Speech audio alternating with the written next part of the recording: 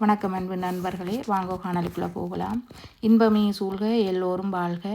நான் இன்றைக்கு இந்த ஆலயத்தை பற்றி தான் உங்களுடன் பகிர்ந்து கொள்ளப் போகிறேன். இதையிட்டு நான் மிகவும் மனநிறைவு அடைகிறேன்.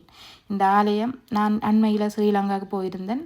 ஸ்ரீலங்காவில் இருக்கின்ற கிழக்கு மாவட்டமான திருகோணமலையில் இருக்கிற ஒரு கிராமத்தில் தான் இந்த ஆலயம் அமைய பெற்றிருக்கிறது. இது மிகவும் பழமையானதும் புதுமையானது மிகவும் ஒரு சக்தி வாய்ந்த இந்த விநாயகர் ஆலயம் இப்போது இது புதுப்பொலியுடன் காணக்கூடியதாக இருக்கிறது. ஆனால் கடந்த காலங்களில் இந்த ஆலயமும் நாங்கள் எப்படி நாட்டை விட்டு இடம்பெயர்ந்து அகதிகளானமோ அது மாதிரி இந்த ஆலயமும் திகிலடைஞ்சு அம்மண்ணிலே வீட்டிருந்த ஒரு காலம் இருந்தது. இப்போது அப்படி இல்லை. மக்கள் மீள்குடியேற்றம் செய்யப்பட்டு அந்த ஆலயத்தை புனர் நிர்மாணம் செய்து சிரமதான பணிகள் எல்லாம் செய்து இந்த ஆலயம் இப்போது புதுப்பொலிவுடன் புத்துணர்வுடன் விநாயகர் இருப்பதை பார்க்கக்கூடியதாக இருக்கிறது. இந்த கிராமம் ஒரு சிறு கிராமம்.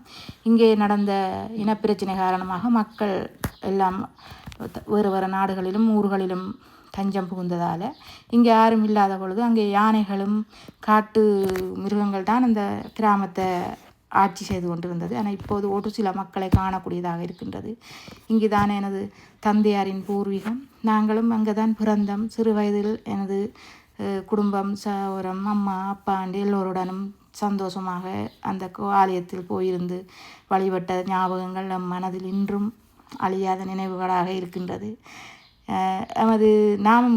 எமது கடந்த கால நினைவுகளை மீட்டி பார்க்கும்போது இந்த ஆலயத்தை தான் முதலில் ஞாபகம் வரும். ஏன்னு சொன்னால் இங்கு தான் நாங்கள் என்ன துன்பம் வந்தான சந்தோஷம் வந்தான முதலில் போய் சொல்லுவது இந்த விநாயகரிடம்தான். ஆனால் இப்போது சென்று வந்ததுக்கும் அப்போது சென்று வந்ததுக்கும் நிறைய வித்தியாசம் இருக்கின்றது. காரணம், அப்போது எமது சொந்தம் பந்தம் எங்கட சொந்தங்கள் அப்பா அம்மா சோரமண்டு. இப்போது தனிமையில் நாங்கள் போய் வந்து அந்த ஆலயத்தை வழிபட்டு வந்ததில் ஒரு சின்ன ஒரு மனக்கவலை இருந்தாலும் ஒரு சந்தோஷம். ஏனெனில் எங்களை பூர்வீகத்தை பார்த்தது. நன்றி, வணக்கம்.